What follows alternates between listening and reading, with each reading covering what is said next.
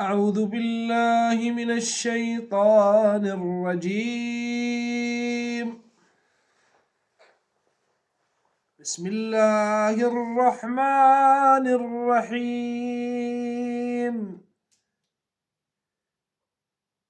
ألف لام را تلك آيات الكتاب المبين. إنا أنزلناه قرآنا عربيا لعلكم تعقلون. نحن نقص عليك أحسن القصص بما أوحينا إليك هذا القرآن وإن كنت من قبله لمن الغافلين. إذ قال يوسف لأبيه يا أبت إني رأيت 11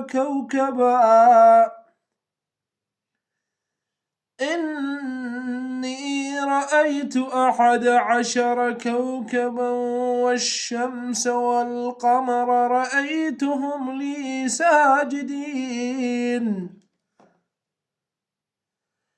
قال يا بني لا تقصص رؤياك على إخوتك فيكيدوا لك كيدا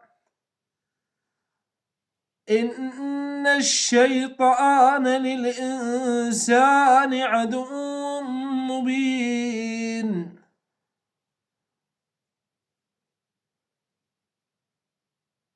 وكذلك يجتبيك ربك ويعلمك من تأويل الأحاديث ويتم نعمته عليك وعلى آل يعقوب كما أتمها على أبويك من قبل إبراهيم وإسحاق إن ربك عليم حكيم.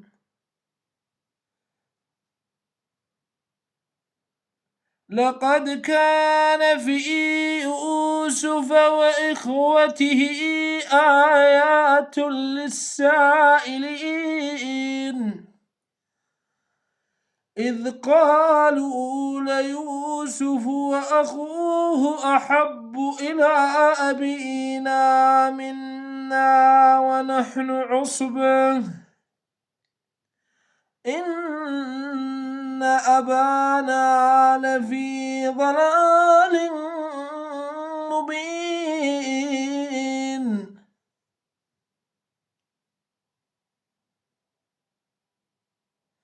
اقتلوا يوسف أو اطرحوه أرضا يخل لكم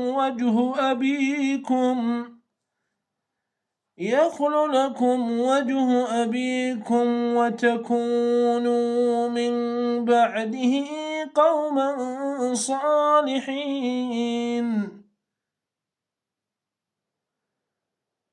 قال قائل منهم لا تقتلوا يوسف وألقوه في غيابة